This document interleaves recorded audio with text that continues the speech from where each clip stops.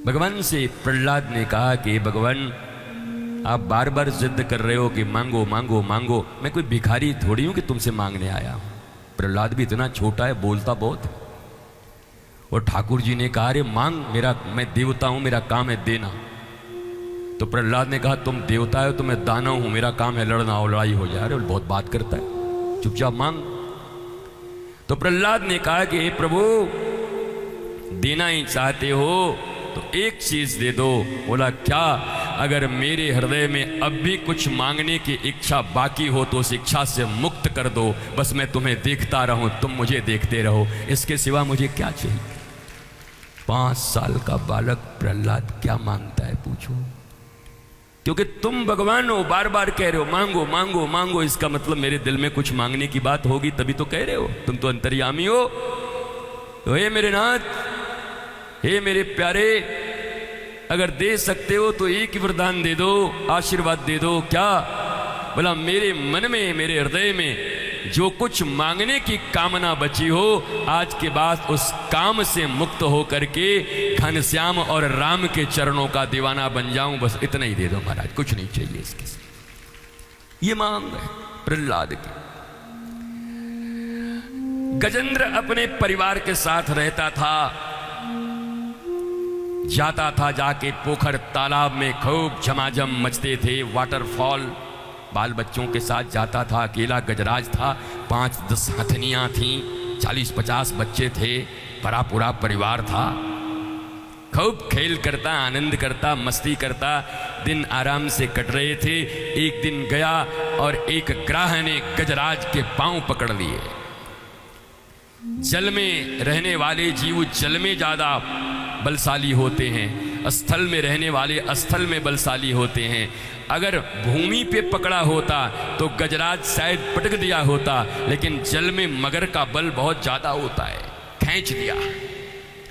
कभी हाथी खींचे, कभी मगर खींचे, दोनों में खींचा खींची चल रही थी। अंत में महाराज जब देखा अकेले नहीं पड़ रहा है तो कहा अरे हथनियों क्या कर रही हो, बाल बच्चों सब लगो, हम डूब रहे हैं। तो सबने बल लगाया, लेकिन उसके बाद भी जब खिंचाई जाने लगा तो हथनियों ने कहा हमको दुख तो बहुत है, पर बच्चों को पालने के लिए हमको तो जिंदा रहना पड़ेगा, आपका क्रियाक्रम कर देंगे, आप चले जाइए।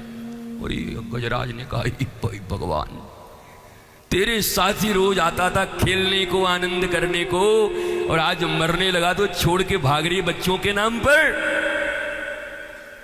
बच्चों से कहा तुम तो लगाओ। अरे बोला जब मम्मी इतनी मोटी है वो नहीं बचा पा रही है, पापा हम लोग तो बच्चे हैं, हम लोग क्या बचा पाएंगे, बाय बाय पापा, फिर मिलेंगे। और ये बड़ा कमाल आदमी है यार। तुम लोगों के लिए मैंने क्या नहीं किया, मुझे मगर ले जा रहा है, बचाओ। काल रूपी जब मगर पकड़ता है ना, वैसे खींचतान तो 40 साल के बाद शुरू हो जाती है। पहली बार जब बाल पकी तो समझ लो मगर ने पकड़ लिया है, खींच दिया है। तो तुम भी कमो गोदरेज की डाई लगा करके आईने के सामने खड़े हो गए भैया, ऐसे करके, बड़ी बड़ी अच्छी बात है। फिर थोड़ा आंखों में लग गया -1 का, तो तुमने लेंस फिट करवा लिया, 32 निकल गए तो नकली दांत लगवा लिए और चने चबा रहे हैं। पर उस दिन क्या करोगे जिस दिन आंत काम करना बंद कर देगा? दांत क्या करेगा?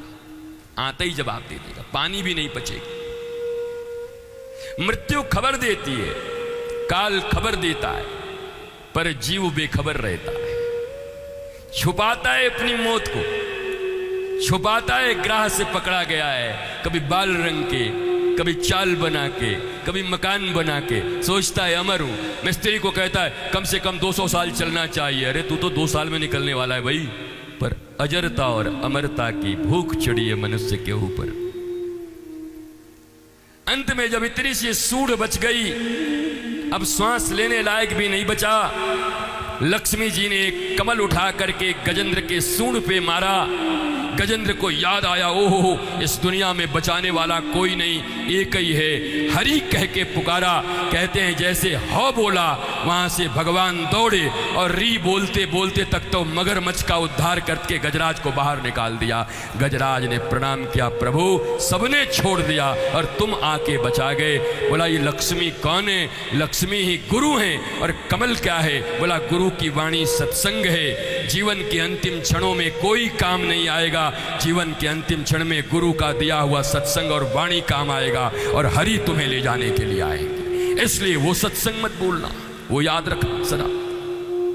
महाराज गजेंद्र और यही गजग्राह की यही लड़ाई है, हमारी तुम्हारी लड़ाई है, नाम गजग्राह की। हमारे शास्त्रों में पशुओं के ऊपर, लोगों के ऊपर सब दिए हुए हैं, है सब हमारी तुम्हारी कहानी। जिंदगी और कुछ भी नहीं, तेरी मेरी कहानी।